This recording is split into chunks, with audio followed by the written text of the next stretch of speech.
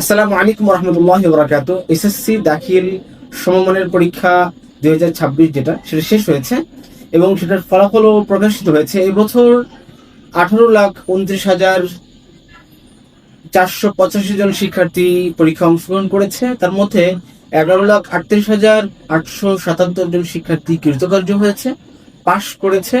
বাকি 6,90,608 জন শিক্ষার্থী অকৃতকার্য বা ফেল হয়েছে, যেটার পার্সেন্টেজ যদি আমরা ধরি 37.75% শিক্ষার্থী ফেল করেছে।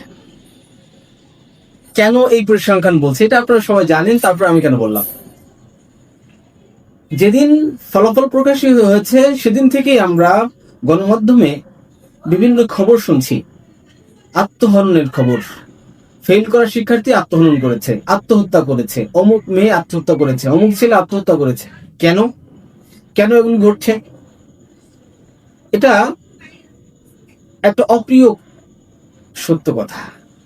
এটা আমরা কেউ শুনতে চাই না যে আমাদের অমুক শিক্ষার্থী সে আত্মহত্যা করেছে, কিন্তু হচ্ছে। এটা আমাদেরকে চিন্তিত করছে।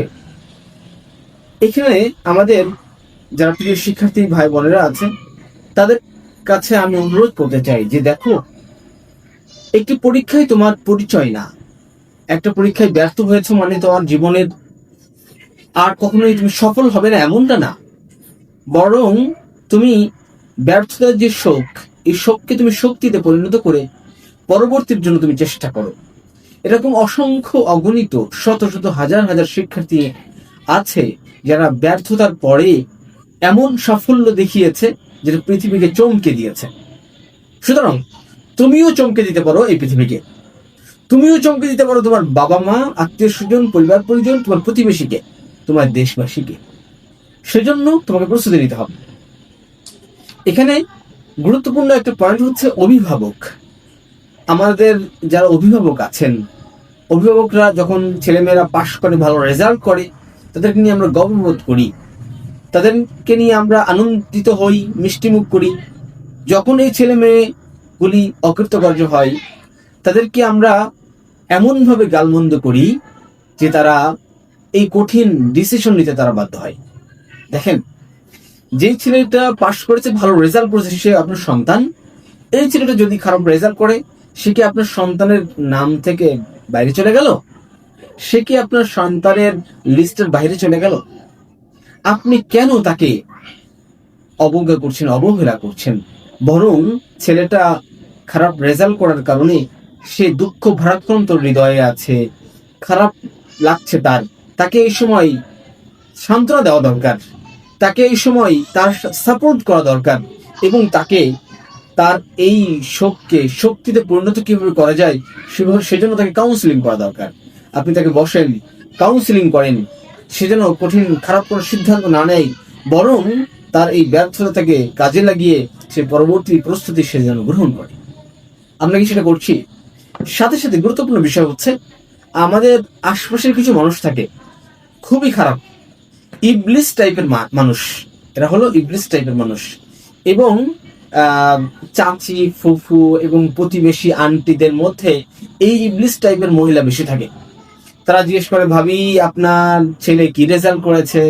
ভাবি আপনার মেয়ে নাকি শুনলাম জিপিএ 5 পেয়েছে। হ্যাঁ, টিটকারি করে কথাগুলি বলে। যখন এই টিটকারি করে কথাগুলি বলে, তখন বাবা মা খুব কষ্ট পায়। তাদের বাবা মার কষ্টের জায়গা থেকে অনেক সময় বাবা মা সন্তানদেরকে গালমন্দ করে। আপনার সন্তান, তাকে অন্যের প্রতিবেশীর টিটকারি থেকে, কথা থেকে নিরাপদ রাখার দায়িত্ব কিন্তু আপনার। কারণ এই যে বয়সটাতে তারা পরীক্ষা দিয়েছে, 15 থেকে 18 এইজ, এই বয়সটা টিনেজ এইজ। এই এইজটা খুব খারাপ। এই এইজে বাচ্চাদের ইমোশন সবচেয়ে বেশি থাকে। ইমোশনকে কন্ট্রোল করার মতন পাওয়ার তাদের থাকে না। সুতরাং তারা মানুষের কথাই তারা আপসেট হয়ে বাচ্চারা অনেক সময় ভুল সিদ্ধান্ত নিয়ে ফেলে।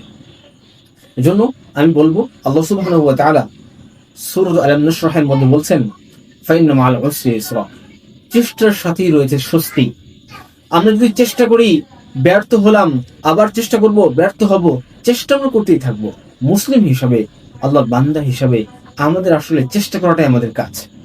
জীবনের সকল ক্ষেত্রে সব জায়গায় আমরা সফল হব সমানভাবে, এটা গুরুত্বপূর্ণ না। অনেক সময় ব্যর্থতাও আল্লাহ দেন, তবে খেয়াল রাখতে হবে ব্যর্থতাটা কেন আসলো, এর মধ্যে আমার কি ত্রুটি আছে। আমার যদি চেষ্টার ত্রুটি থাকে, আমার যদি সিস্টেমের ত্রুটি থাকে, আমার যদি কোনো কৌশলের ত্রুটি থাকে, তাহলে সেগুলি আমাকে ফিল আপ করতে হবে এবং পরবর্তী বছর আমাকে সেগুলি কভার করতে হবে।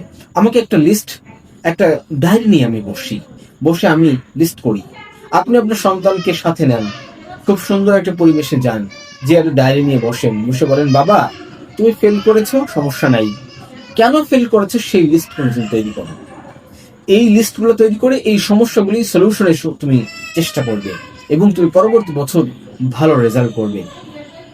আমাদের পক্ষ থেকে ফেল করা শিক্ষার্থীদের জন্য সুসংবাদ, সেটি হচ্ছে যে সমস্ত শিক্ষার্থীরা ফেল করেছে কিন্তু তাদের প্রচন্ড আগ্রহ আছে, তাদের প্রচন্ড চেষ্টা আছে যে না তারা ভালো করবে এবং ভালো করার মন মানসিকতা আছে, তাদের জন্য আমাদের পক্ষ থেকে, আল কলম ইনস্টিটিউটের পক্ষ থেকে আমরা ফ্রি কাউন্সিলিং এর ব্যবস্থা করবো ইনশাআল্লাহ।